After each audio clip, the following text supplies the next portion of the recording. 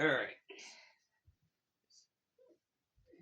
Hello, ladies and gentlemen. Y'all know who I am, the amazing gamer DJMC here. Happy Friday, everybody. The free day weekend has begun.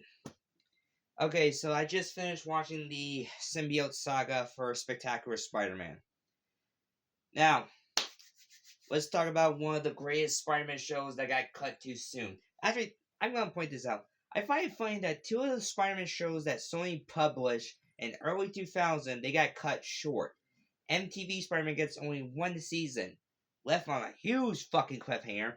Meanwhile, their newest 2D anime cartoon show that came out in 2008 and ended in 2009, The Spectacular Spider-Man, one of the greatest interpretations of Spidey ever created. One of the greatest. Only got 2 seasons. So 13 episodes in each season, 26, not too bad. Originally, this show was going to have the same amount of episodes as the 90s cartoon. Now, my first exposure to this show was from the reveal trailer for the series back in, I would like to say maybe at the start of maybe 2008, because I think that's when they announced it. I was, back when my dad was married to my biological mom, he showed me on the computer a teaser trailer for this show, and I was blown away by it because he knows how much I love Spider-Man. And I was just amazed by it. And then when I played Spider-Man Friend or Foe, I was surprised the game even had the teaser trailer for it in the game for some reason. Which I don't understand why. Now, and my first official having something related to the show is this. My dad and mom were at either a Walmart or a DVD store. They spotted this, and this has basically the first 3 episodes of season 1 of Spectacular Spider-Man, where it's basically like a movie. The only thing it lists in the special features is the Spectacular Spider-Man music video, so basically the entire theme song. If you guys want, I can react to this to post on YouTube if you guys want. Actually, hang on a second. I gotta check something here real quick. DVD's a little scratched, but it should still play out. I haven't messed with it in years. But, yeah. I did, however, have the complete DVD set of season 1, actually. But now that I own it digitally, a while ago I even got rid of the first season of Spectacular Spider-Man because, actually, that's a funny thing. I own this show twice digitally on my Xbox One and on this. And of course, Spectacular Spider-Man, both seasons are in the Ultimate Spider-Man Marathon playlist. Now, speaking of which, let's get this out of the way. Also, each of the episode titles, I think, are named after subjects in school subjects or classes, if you will. But, yeah, so basically, the first episode is Peter starting back up in school and his last day in summer vacation. He deals with just 2 normal thugs, Alexander O'Hearn and Frank Margot, which we both know those guys as Sandman and Rhino. But right now, they don't get their powers until later in the show. So throughout 4 episodes, Rhino and Sandman don't get their powers until in the episodes when they become the characters they are in the comics. Now, the bad guys Peter facing here are the Enforcers, Vulture. You do see Hammerhead making an appearance, but he doesn't really fight him at all in season 1. That doesn't happen until season 2. But yeah, so Peter is trying to help Aunt May pay some bills, or trying to get a job to pay some bills, so he tries. He gets a lab assistant job with Dr. Connors with his wife to be a lab assistant along with Gwen Stacy. But turns out this is a not paid internship, which blows. So he tried the Daily Bugle to see if maybe he can get pictures of Spider-Man in action. Peter doesn't look at the Bugle yet. That doesn't happen until episode 4 actually, because there's a contest for a Spider-Man pitch between 2 and 3. Also, I gotta mention something here. Some of Spidey's villains that are usually wearing green outfits, like for example, Vulture in here, he does not wear green at all. He wears a black and white version of his suit. And I would say the voice acting in here is perfection. Josh Keaton being Peter Parker's Spider-Man, he nails the character to a T. He is perfect, and I'm glad he voices the character in some of the video games I have. Also, looking forward to getting the Cosmic Invasion game, because he reprises as well as Spider-Man yet again in that game. So, looking forward to that. Also, I gotta point this out. At the end of every episode of Spectacular Spider-Man, you see like somewhat Peter's face or Spider-Man's face at the end of the episode showing that's the end. Like that's basically how Steve Ditko and Stan Lee did the comics for a while. Which this is a well nod to Steve Ditko and Stan Lee's run of the comics, but I think the show is like a mishmash between Steve Ditko, Stan Lee with a bit of Ultimate Spider-Man, the early 2000 ones. What do I mean by that?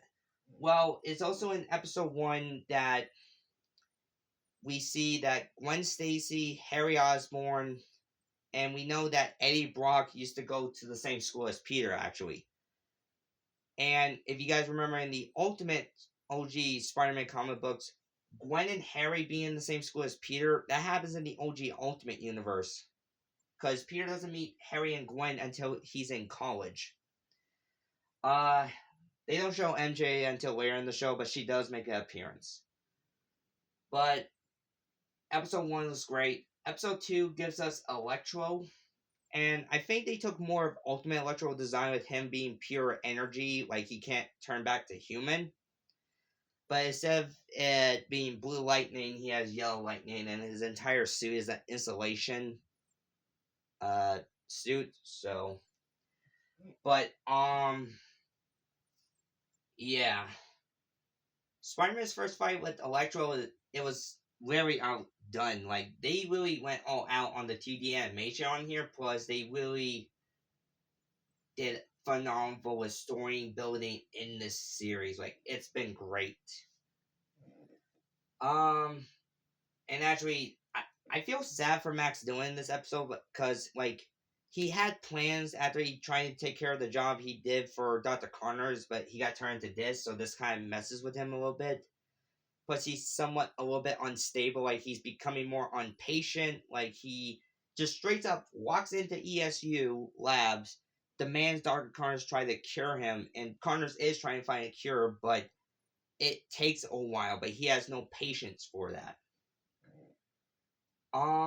Let's see. This is the Lizard episode. Actually, here's the crazy part. Dr. Connors has been constantly injecting himself with lizard DNA. He hasn't turned into the lizard yet, but he's trying to see if it will regrow his arm. And during episode 2, Dr. Connors had another lizard dose in the chamber of the device he was using to disperse it into him.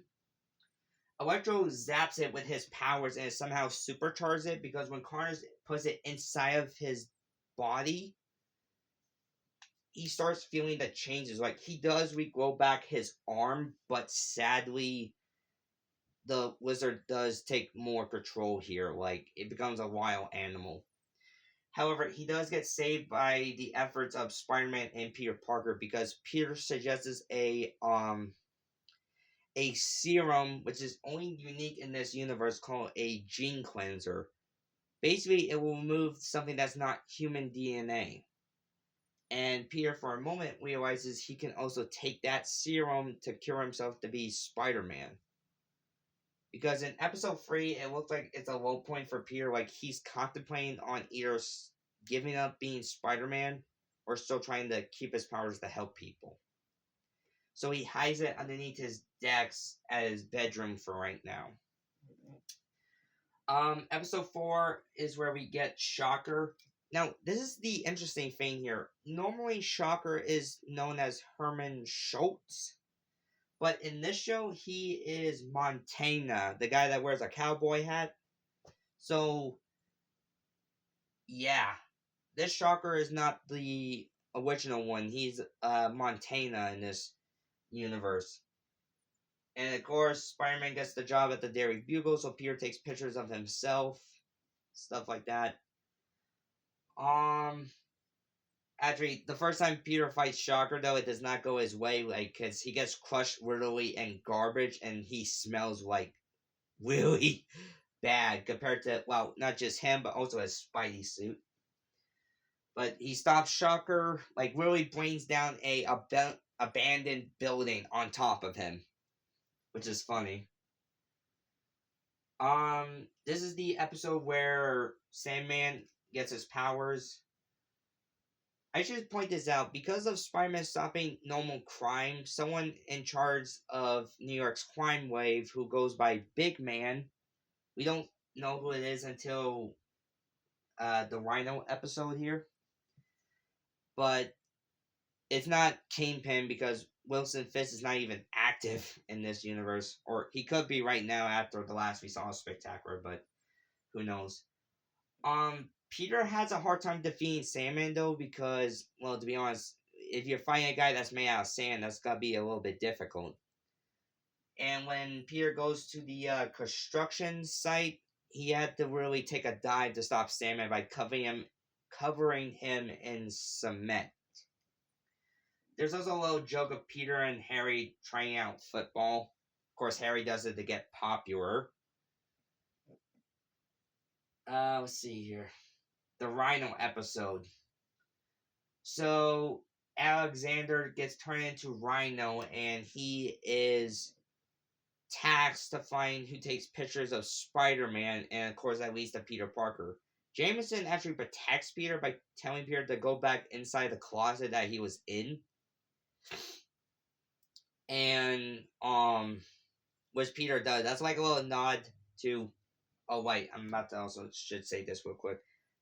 This series coming out the early 2000 era where Sam Raimi's Spider-Man happened, you see a lot of Sam Raimi Spider-Man references in here from scenes mostly. Like, if you're not a true Spidey fan, then how dare you?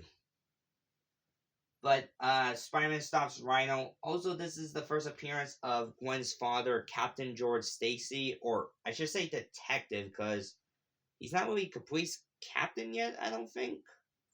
We also have Jean DeWolf in here, apparently, which I did not realize. And then eventually, also, we have her partner who becomes Sin Eater. If anybody knows the name of that guy, please let me know in the comments, because keep in mind, I did not have... Let me rephrase that. My dad of the Spider-Man comics he have were kind of during the past 90s, so like somewhat Clone Saga, and then after that, so I don't know who these characters were at the time.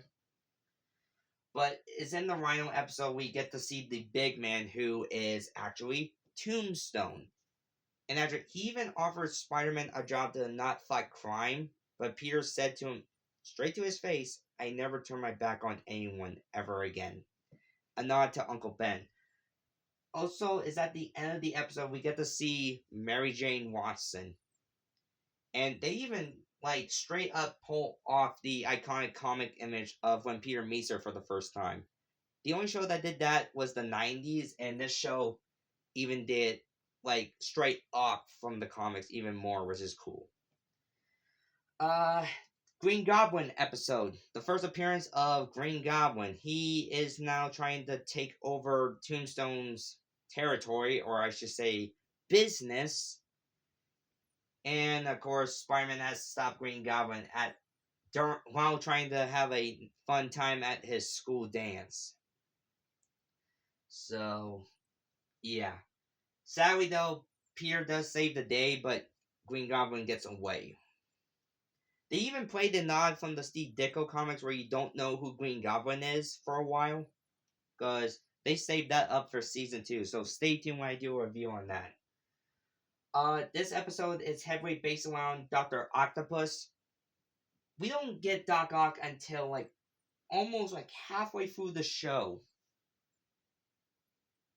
And when he becomes Doc Ock, he is just unhinged a little bit because when we see Otto at the first episode, he's kind of weak and pathetic, even with the mechanical arms. Like he's just getting constantly messing with by Norman, anybody that he has to do the job for Norman. It's just like, come on, give this guy a break. The crazy thing is, Norman turned Otto into Dr. Octopus because the Green Goblin activated a machine that Otto was working on. So there's that. Halloween theme episode in Spectacular Spider-Man. We get a small nod to Black Cat in this episode. Also, the return of the Green Goblin, because he's trying to take out Tombstone yet again, even using Hammerhead as a hostage. Of course, Peter thinks he finds out who the Green Goblin is, but he finds out it's his best friend, but we all know that's not true. This Norman is more of a piece of shit than the Sam Raimi version. And a bit more of a creep. Let's see here. Basically, episodes 10, 11, 12, and 13, they are the entirety of the Symbiote Saga. So basically, if you guys remember what I said in season 1 of 1994 Spider-Man animated series, I kind of wanted Venom to be the season finale. Spectacular does that, like, even better. In fact, Symbiote Spider-Man storytelling in this series outdoes 90s by so many ways. Well, first things first, we do have the episode where this is Black Cat's episode, like, talking in this. While also we get the first appearance of Chameleon, Quentin Beck, who becomes Mysterio not until season 2, and basically I think the Tinkerer, the older guy with the glasses. So those guys make an appearance in here, and this is the episode where Peter gets the black suit. Now, the black suit for this episode, it was like just a black and white version of Peter's wearing blue suit, but the spider legs on the top, they are extended like outwards, like up to here. So there's that. Actually, I find it funny that Peter doesn't realize that he has the symbiote until, like, when Black Cat shows up behind him, he's about to web her, but he looks at his hands, he's like, what the heck? Also, Peter having the symbiote suit, he has black webbing, which I find funny. Episode 11, the first appearance of the Sinister Six while Peter has the symbiote. Now, I'm gonna say this.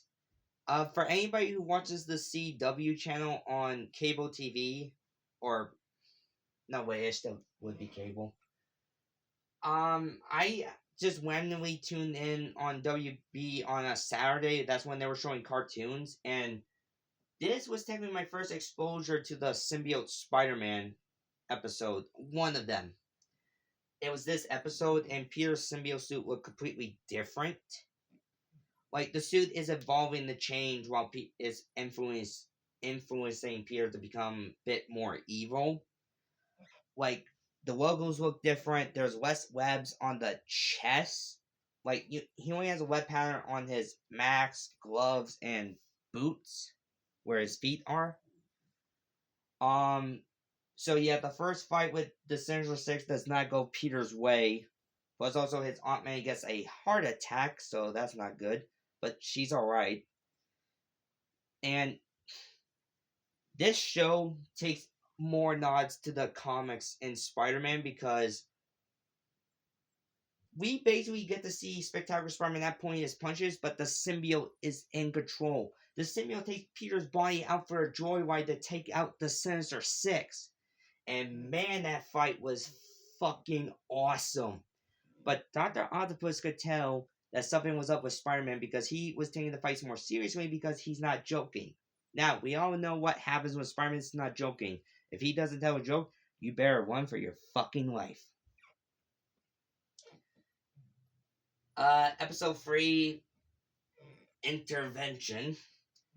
this is the episode where we get to see the origin of this version of Spider-Man because the symbiote, or let me rephrase that, Peter now realizes the suit is changing him to the worse. And he tries to get rid of it, but the suit tries to persuade him to stay on him.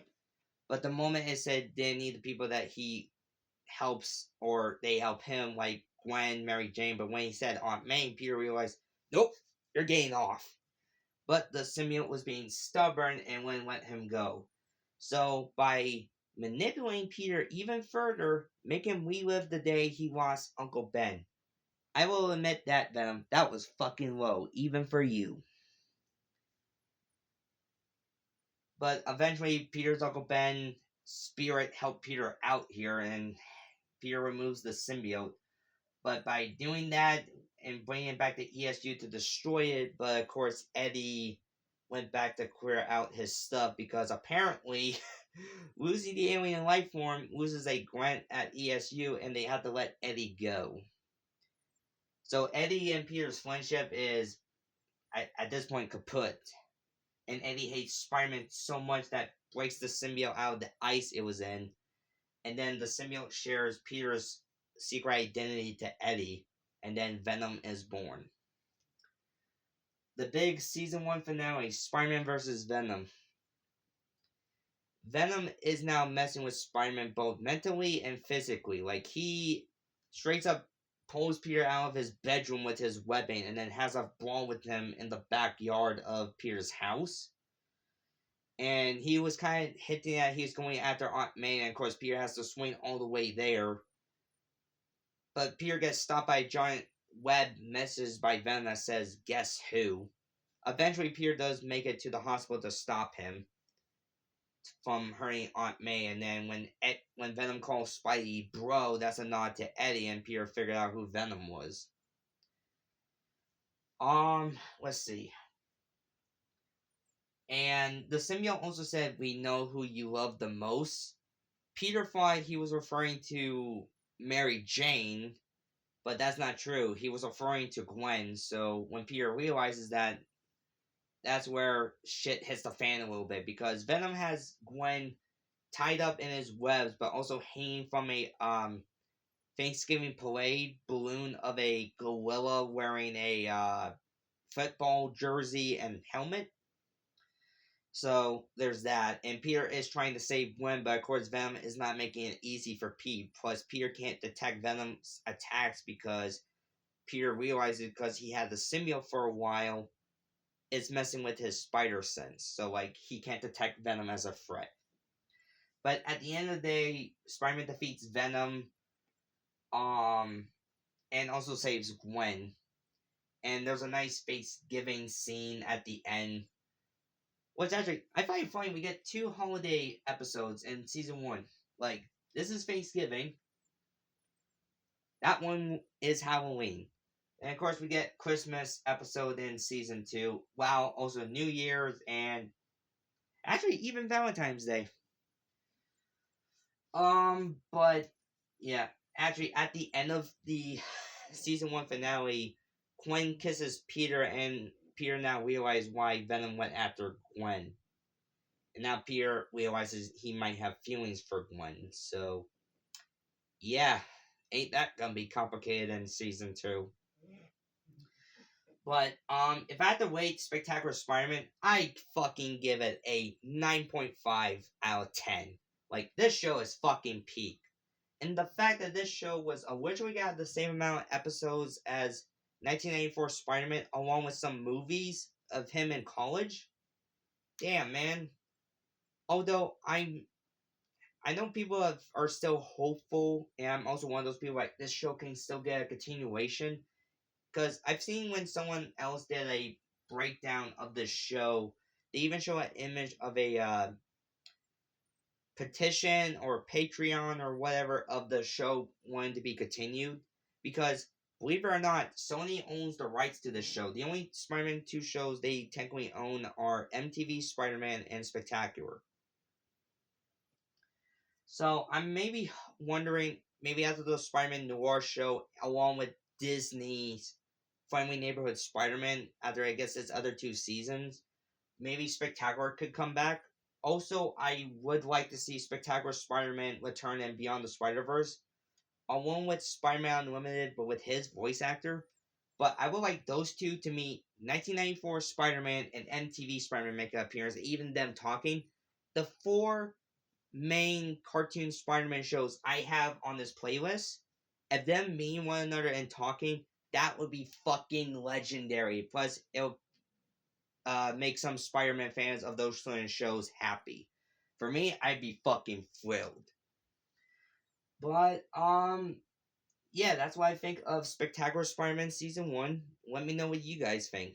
Again, this is my own opinion. Please be respectful. If you guys think of otherwise, that is you. And please be nice on the comments. Please and thank you. Anyway, that's Season 1 of Spectacular Spider-Man. Stay tuned when I do Season 2. And then I got the TASM movies. Toodaloo.